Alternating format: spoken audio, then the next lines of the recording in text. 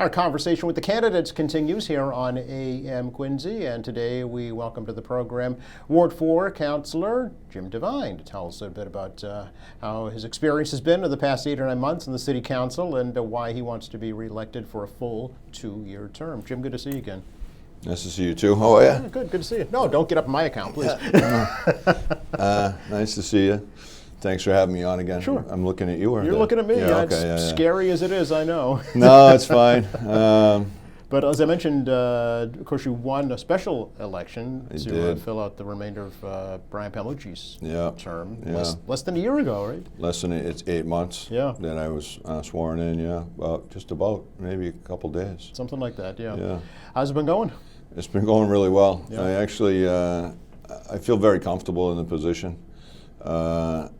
I really like to help people. It's in my blood. My mother kind of raised me that way, and now people come to me with their problems, and I'm the resource that can help them get them fixed.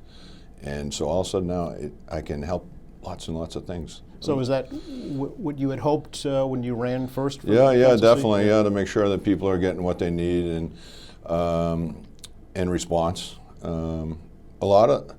A lot of the big stuff, to me, it gets done. Everybody's looking at it. The budget, we have a $406 million budget. It gets taken care of, so that's kind of the easy part. But to actually reach out and see all these individual people with their small problems, like to them, it's their biggest problem. It might be a catch basin at the end of the street. It's only affecting 2 people. The city is huge, so they don't know if it's blocked, until someone calls them. And if 2 people call or they don't know who to call and they just sit there and wait and their driveways keep filling up and they're sloshing through puddles because it's not draining, to me that's a great fix because they call me up and yeah, no problem. I call Larry Prendeville, the superintendent down in DPW. It's done. I've created a lot of really good relationships with everybody on all these departments rapidly. So you want to keep doing it, sounds like. I do. Yeah. I enjoy it. And some people say, oh, how do you deal with the complaints? I'm like, you see complaints. I see someone with an issue that they just have something that they need help with, and we get it done. I know that when you first ran, we talked about how would you develop that relationship with your constituents. Yeah. So how did you do that, and how do you think it's working? It basically taking phone calls. I tried doing I was going to try and, sometimes you're naive, you don't realize how things work. I wanted to do meetings like weekly or bi-weekly, but nobody comes. It's very hard for them when, if they have a little issue, they're not going to come over and meet me there. It's so much easier for me to go and meet them at their place. Mm-hmm. So I work for myself, so I have open time that I can meet anyone anytime. So I keep telling everybody, I'm like, whenever you want to meet, you just tell me. If mornings are good for you, I'll meet you in the morning. If evenings, and you can meet at my house, we can meet at your house, and then I just go there. And I find it so much easier just to go to the person's house. We stand in their front yard, they can point out what's wrong. It's just easier. Mm-hmm. And so that's been working out really well. And the other thing is, oh, we don't want to put you out. I'm like, I live in the ward. In order to be a councilor, you have to live in the ward. I'm like, I live a mile and a half away from you. I'll be there in 2 minutes. Okay. So I get over there and I do it, and I take care of these things. Yeah. Another thing you talked about you hoped to do was have like events, community events. Yeah. Bring back some of the things that used to happen. Were you able to do that? I wasn't able to do it yet. Okay. But we're talking about it. We're working on it. I did have one at the Bauer House for the seniors. We had a nice barbecue. We cooked them burgers, dogs, and my kids work at Ben & Jerry's. So we picked up some Ben & Jerry's ice cream, which is high-end ice cream. Yeah. And that was a lot of fun. I really enjoyed it. And I also did yoga with them the other day. That was really interesting. And but I wanted to do something at O'Rourke, but it's been 8 months, but the last 12 months, I've campaigned twice. Yeah. And taken on a new job. So as councilor and campaigned twice, it doesn't leave much time to organize these things. So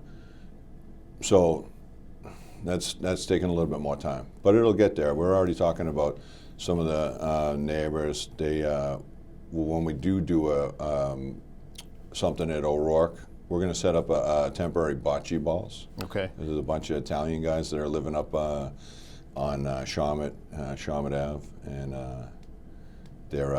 they said they'll set that up. So we're going for that. All right. So if folks have ideas like that, they can Oh yeah, reach out all to you. the time. Obviously. Yeah. Somebody actually asked me too about a street hockey rink, because there's like tennis courts and things like that. So he said there's a couple in the city. So this was just 2 days ago. So I said we'll look into it. Okay. And as I was door knocking, all of a sudden you start seeing different things. Now all of a sudden I see his hockey sticks. I see a hockey stick, and I mentioned, I'm like, hey, would you like to see that? And they're like, oh, I'd love that. You know, and my kids would love it. And it doesn't seem like it'd be a big thing to put in some parks. Okay. So let's talk about door knocking. What are folks telling you, Jim, that they're happy with, that they'd like to see improved in Ward 4? It's always traffic. Okay. Everyone's talking about traffic, but traffic for me, we're not going to be able to stop it. We're not. It's been here forever. When I went to Northeastern, I commuted in the summers. I lived there during the fall and stuff in the winters. But I remember sitting on the Neponset Bridge for 20 minutes. There was traffic back then. That's 26 years ago. But speed is biggest concern, and speed on the side roads with kids and cars. A lot of people are getting their cars sideswiped, and then all of a sudden they have a deductible because nobody's there to report it, and they're gone.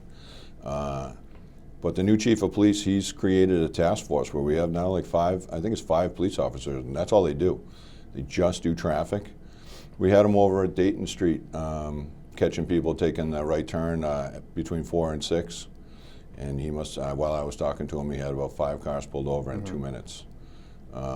So theoretically, if they keep doing that, people will start to get the feeling, oh, there was a policeman here the other day. And that's the whole idea, is to keep that going. So if we can get presence out there and get people to start realizing that you're going to get a ticket if you're speeding down here, that's what I think we need to work on. And that'll slow them down, I hope. Tell me a little bit about the process of learning how to be a city councilor. You know, when you first went into the chamber, were there things that you had to? Was there a learning curve that you had to achieve? There's a big learning curve, and there's no textbook or handbook that you can just pick up. And we do have a city council book, but that's on like just the rules. But I was easy. The first one was like 10 minutes, and I looked and I'm like, wait, is this how it always goes? And like, no, it's never like this. Yep. So I thought maybe they were being nice to me, and they said, all right, let's break them in easy. But to be honest, we have all the counselors are really good. They all work really well together. You have their different opinions, but everybody works well, and everybody's helped me. But me personally, I've been reaching out to a lot of ex-counselors also. Like, I was just talking with Jay Davis yesterday. I was knocking on his street, and we sat there and talked. We talked a few weeks before that. They have a lot of good advice for me. And then also Brian Palmucci, he lives on my street at the top. So I see him every once in a while, and we just talk about different things and how it's going. You're his counselor now. I know. Right. To be honest, I actually had to call him and ask him to trim his hedges because they were getting a little over the sidewalk, and I felt like I was doing something wrong. I'm like, Brian, I'm sorry. I'm like, someone called and said the hedges over there are a little too close to the sidewalk, and he chuckled, and it was funny. But did he cut them? I didn't check. Okay. I'm sure he did. He's very responsive. Yeah. But yeah, no, so these people also, Tom Fabrizio, I reach out to him all the time. I see him, and they give me advice, and when you can take all these people's different advice and digest it, and then, take what I want from it, it helps a lot. Sure. Yeah. So going forward, Jim, if you are reelected or elected to your first full 2-year term, right? Do you have kind of a set of priorities that you'd like to? I do. One, we'll be having a big party on O'Rourke Field in the summertime. Okay. Because hopefully they won't create another campaign I have to do. Okay. Because it takes a lot of energy.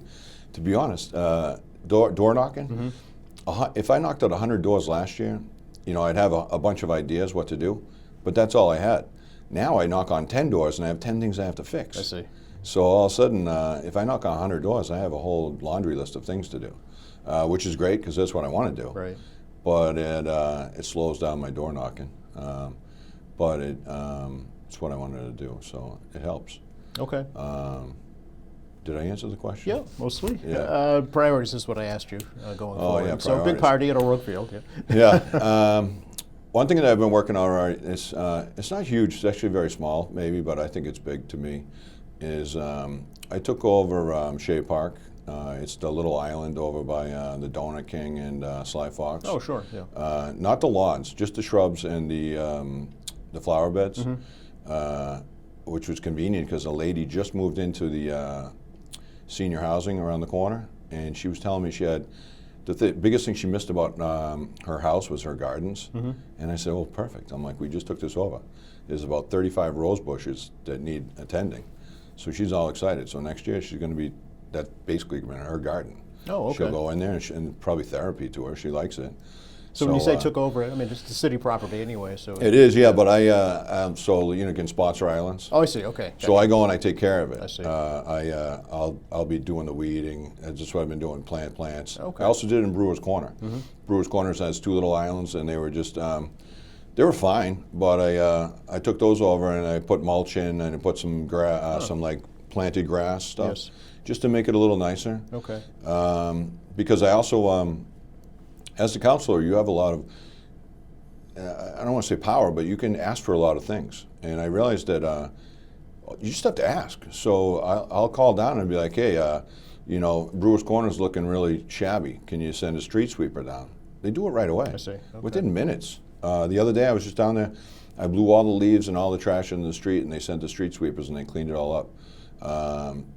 About a couple, maybe 2 or 3 months ago, just before the summer. You know those trash cans? And this, I know it sounds small, but it's important. The trash cans with the solar things on them. Yes. There was one over by the liquor store over in Brewer's Corner, and it was behind cars and under some trees, so it was kind of sheltered, and people were throwing their like smelly garbage in it, and it was creating a nuisance. So they talked about pulling it, and I'm like, no. I'm like, just move it 20 feet around the corner. So now it's on the Copeland Water Street side, Okay. and it doesn't get, they don't go over there because there's no cars there, and you'd see them putting the trash in there, so it just doesn't happen. So you're talking about real nuts and bolts constituent issues. Oh, 100%, yeah. Quite literally, yeah. And I really, that's the part I like, because Okay. when, you know, you reach out to them, and then I have people come up to me and they're like, "Hey, next time you're cleaning that up, call me, I'll help you, I'd like to do that." Okay. So now I have like a little army that's growing, but I haven't been able to organize yet to create it, but that'll take time, you know, to organize it that way. We power washed all the sidewalks down there to keep it clean. We had the crosswalks. I know it's once again same funny, but we had federal money to do that over about 10 years ago, and the crosswalks were painted with these fancy stencils. Well, we don't have those stencils for us, so to match them, we couldn't do it. So it was all worn away. So I just said, I'm like, "Hey, well, can you grind it down and put the regular stripes down because it'd look better?" So they did. They went down, ground it all up, painted it. So I'm also having the Parks Department prune the trees. They haven't done it yet, but hopefully they'll do it by the spring. Because, you know, you go down Elm Street and the trees are pruned and shaped. They call it giving it a haircut, which I like. But so Brewer's Corner, like, they're growing into the buildings. It's our corner. It's one of our areas. I want to keep it clean. Okay. Can we talk a little bit more about maybe some more citywide issues? Yeah. Affordable housing is a big Yeah. one, right? So not only here in Quincy, but Well, affordable housing, I mean, you have the boarded up windows right here in the back parking lot, which is Spear Street. yeah, city just bought that. Yeah, that's an awesome project. Sure. I mean, we're saving a historical building, and we're going to be creating housing for just Quincy people, because we paid for it ourselves. Right. Anything in Ward 4 like that you see Yeah, could be used yeah. like that? Yeah. So over on Winter Street by the point, we did a ribbon cutting at it's Neighborhood Works, I believe, and they have 18 units that they put on. They're studio apartments. They're true low-income housing because it's 30% for 30% or lower, Yep. which I love. Of the median incomes? Yeah. Right. Yep. Let's say they only have Social Security, it's only Yep. 30% of the Social Security. That's true low-income housing, Yep. And it's long-term. So I said to the group, I said, hey, if you ever have anything in Ward 4, I'm like, let me know. I'm like, I'd love to have it there because there'd be people, let's say somebody lives up on Charmin or Gridley or Forest Ave. They maybe they have a senior parent that's getting older that wants to live down here. I don't want them to have to go all the way to Point, because over the Point they're also putting another 34 right next door. They're working on it. It's not. I don't know if it's approved yet, but it'll be good. So they did. They called me the other day and they said, hey, on Quincy Ave, we think we might have 2 houses that we could put something in. And the other thing is that with that many units, they don't have cars. So it's a great fit because you're not talking about more traffic. So hopefully they're going to be able to get that in. And I'm working closely with them. And that's only because I reached out and I said, hey, let me know. And so they did. They called and they're like, were you serious? I'm like, of course. Okay, all right. Yeah. As you're well aware, there's a plan to kind of rezone the area around the Quincy Adams T Station. Yeah, the TOD, Yeah, for transit-oriented development. Yeah, you concerned about that? I am very concerned about it. Yeah. That's the hugest problem that we have in Ward 4. You think? 100%. Okay.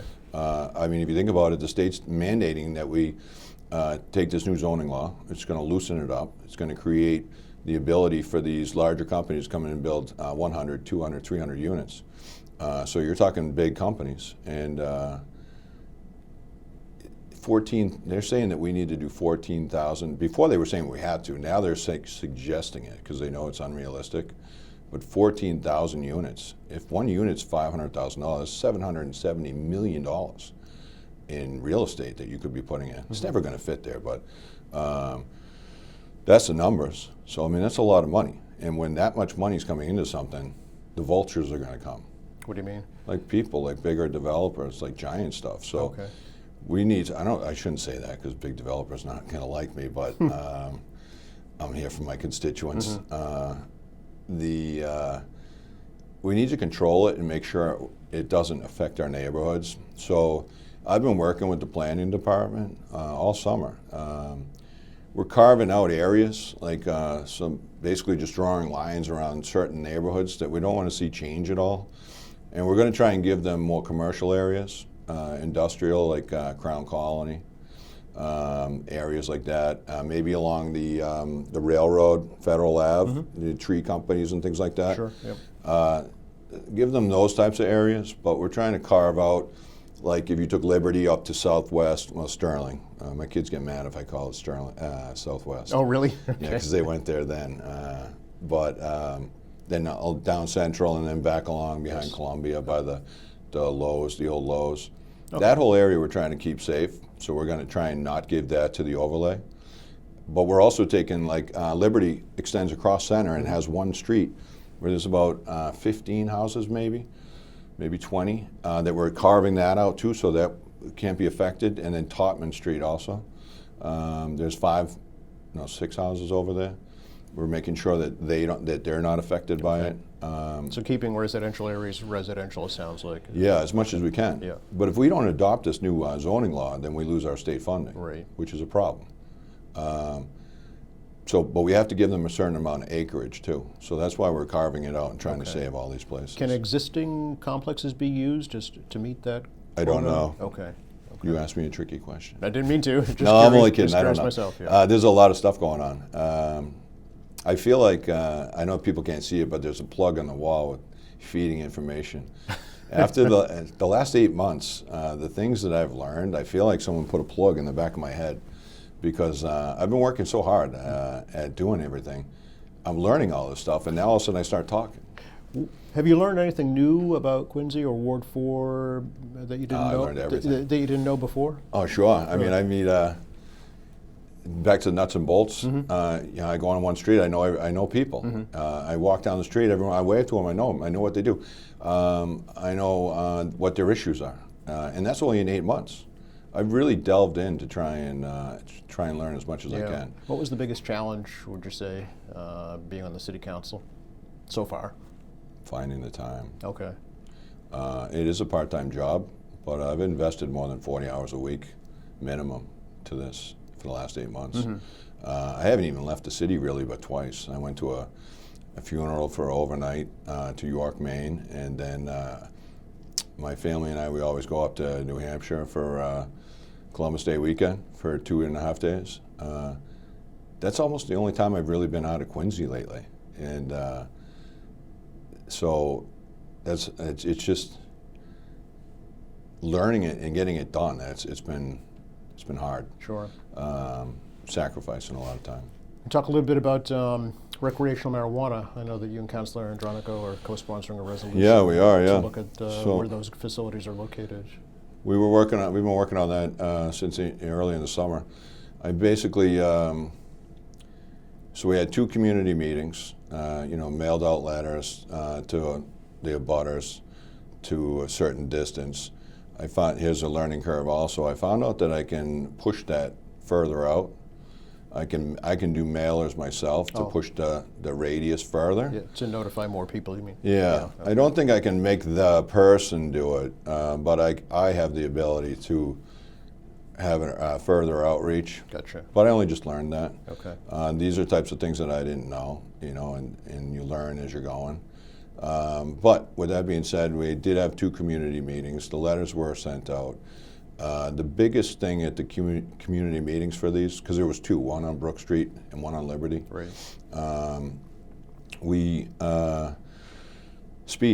It's traffic. BJ's is already an issue. We're trying to work on that. We were trying to come up with some type of lane that we could get separate. Traffic's been working really hard at that. But so these 2 places, mostly traffic. We had I wasn't able to go to the second one for the Liberty Street because we had 2 zoning meetings for it. And during the first zoning meeting, we came up with we needed to tell them to do a traffic study, which they hadn't had done. So they had it done, and then that was coming up for the next one. I wasn't able to make that meeting because I was at the Eastern Nazarene community meeting, which was very important to everyone. Right. But with that being said, I've been to, that's another thing I've done is, out of the last 22 zoning meetings, I've been to 19.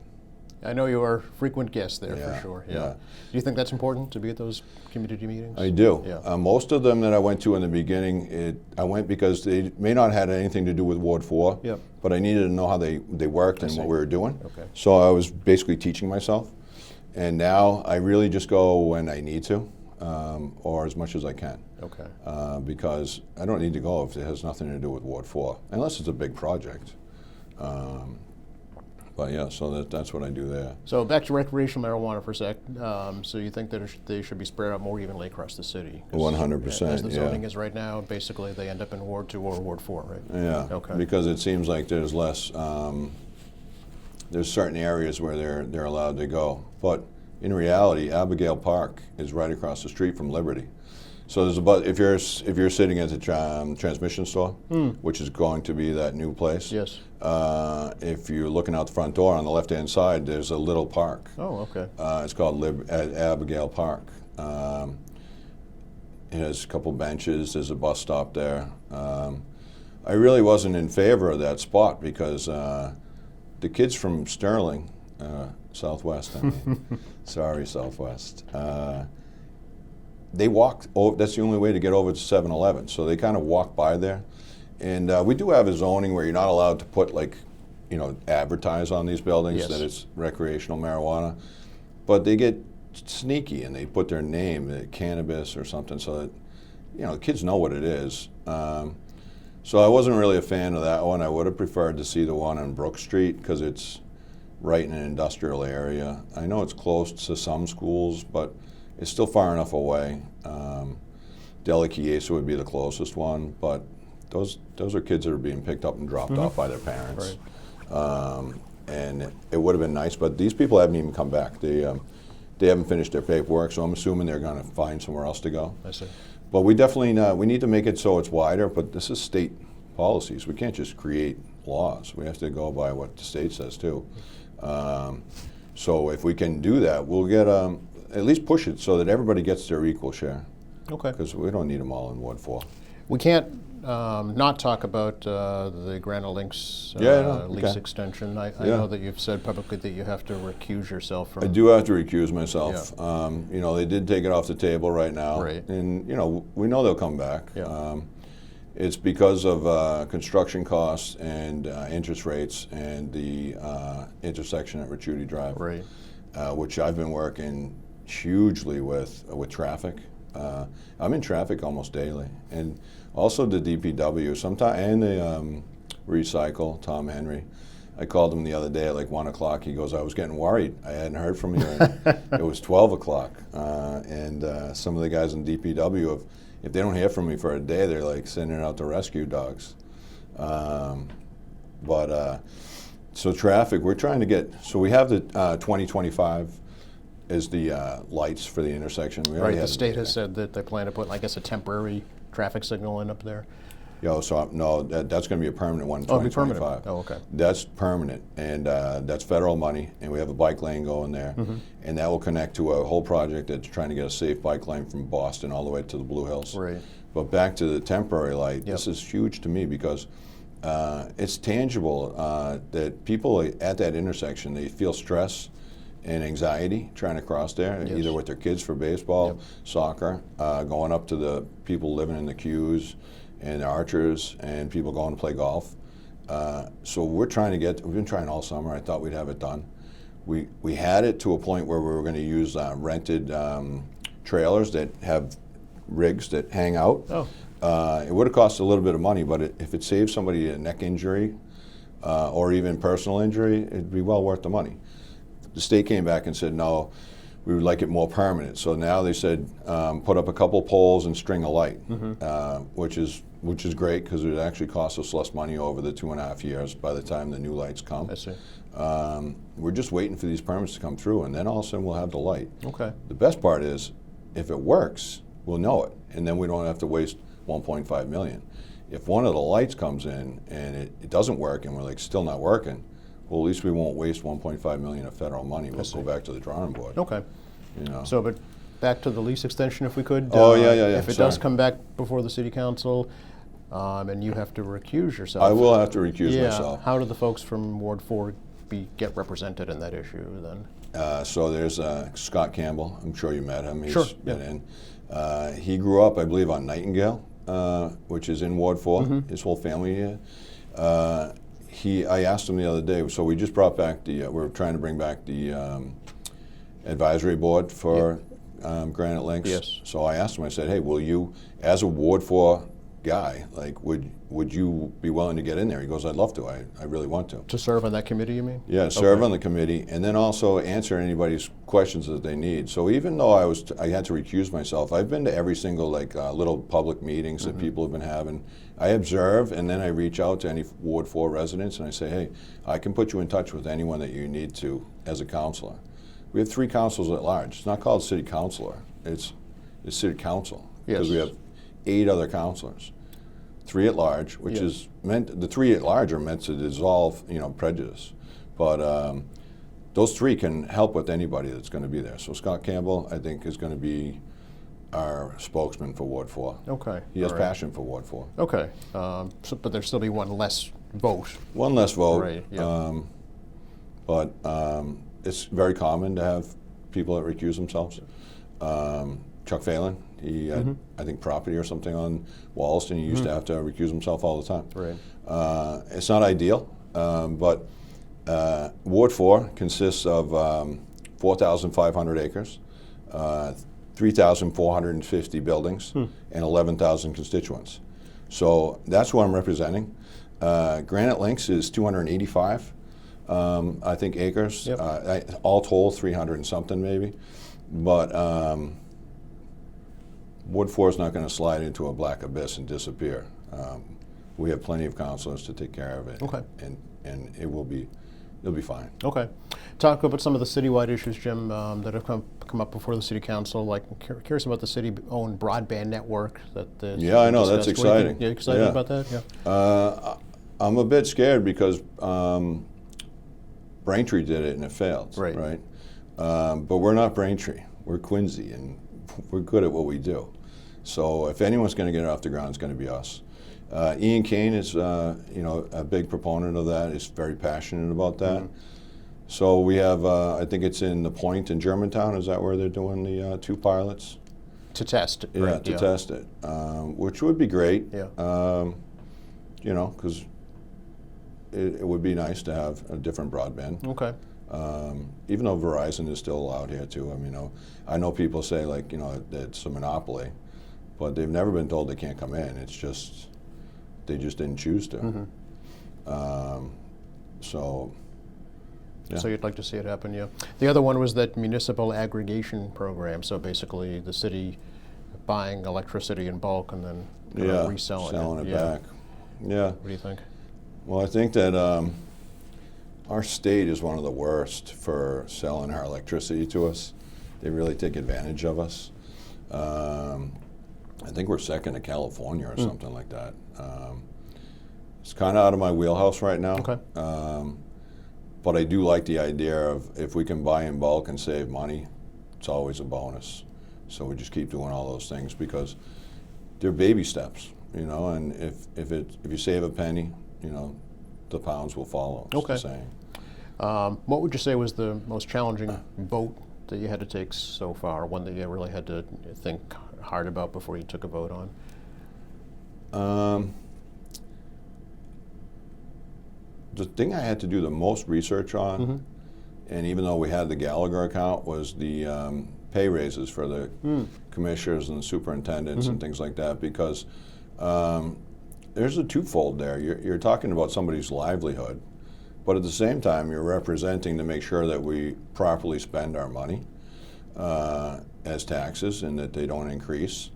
But as I did it, the Gallagher account, the city paid to have this done. It's controlled by the Bacon Act, so it's federally controlled, it's scrutinized. They basically, each person's job was laid out, because not all of them we can talk about. Some of them are union, so that we don't have any adjustment on that. But the ones that aren't, you look at it and go from there. So I did my own research, and I went and I checked other towns and see how much they were paying. And a lot of our guys were underpaid. And we lost a tree warden because he was underpaid. I heard everybody really liked him. So after I did like a week's worth of research and everything. And then I went and voted on it. But that was probably the hardest one. Okay. One thing for me personally in Ward 4 is the flood control. Ah, yes. So that's all, the mitigation that we did over on Furnace Brook is only part of it. We actually, before COVID, we were going to have a pump house that was 75% paid. Now after COVID, that was through the state. It's not our federal. We're not going to get that anymore. So now it could cost $14 million. So I was like, hey, I don't think we should be spending $14 million on something that maybe only every 100 years, and which the city is also thinking that way. They're like, yeah, we're going to see how this works. So nobody wants to. But that's one thing that I've been watching closely to make sure that we don't waste taxpayers' money. Sure. And even when it's federal, it's still our money, It's all taxpayer money, right? Yeah, it is, yeah. Speaking of, there's been talk about a residential tax exemption. Is that something Yeah. you think you'd be in support of? Yeah. I mean, we always want to save people money. Okay. A lot of seniors are having, trouble with that, and there's a few different programs for it. One of them is you can defer your taxes, and that kind of gets scary sometimes because after, let's say, someone passes away in the house, then all of a sudden, instantly, it's supposed to go to like 18%, and people are afraid that all of a sudden, they take them months to sell the house and they're paying 18%. But in reality, we don't do that. We give leniencies, so to give them time. Because I went in and asked the city. I said, people are afraid that if they do this program, then they might be their kids might be paying a high interest. And they said, no, we work with it in a timely manner. So I really like that program. Okay. Also, the Kennedy Center does. If you volunteer at work, they give you a discount on your taxes Yes, also. yeah. There's a work off program as well. There's so many resources, it's hard to keep in touch with everything. And if you just look, you'll find them. Talking about that, I was just talking to Jay Davis, and he was telling me that Ward 4 has a the billboard, Beyondies, there's $2,500 is supposed to be going to the community. I think it's a Ward 4. We don't have one, but I'm going to find out if we can take that money and give it towards the parent-teacher conference for whatever they need it to spend on, because there would be a lot of money for them. Okay. Because the schools get paid money from the billboard. So I need to, I just found that out about 10 minutes ago. Okay, so breaking news. Yeah, so I'm going to be working on it. So we'll find out how to get it, and I'll, if I have to, we'll recreate whatever it is to get the money, and then we'll disperse it however we can. But I have to talk to the city solicitor and figure that out. Any last thoughts for voters heading into election, Jim? Just get out and vote, and nobody's worked for you guys as hard as for us, as hard as I have been. I'm learning, and I'm doing the job. I actually really enjoy it. I thought it was going to be something that it's kind of like I like the civic idea of it, and just get out and vote. And I'll be working hard for everybody. One thing I didn't talk about. Do I have 2 seconds? Sure. Lincoln Hancock with the first graders. Yes. I want to create a daffodil day so that we're going to plant daffodils at the Shea Park. Oh, okay. And then that will connect them to the community. So they'll plant them, they'll see it in the spring. But then fast forward, that child, girl, boy, they'll, maybe when they're 15, they're going by the field and they see all these daffodils and they know, oh, I planted those. It'll connect them to their community. Okay. All right. I know it's simple, but it's a springtime thing, yeah. Yeah. So you're anticipating already. Good to talk to you. Really appreciate it. Thanks for coming. Thank you. Thanks for your time. Oh, you're welcome. Thanks for watching us here at AM Quincy. I'm Joe Catalano. We'll see you next time.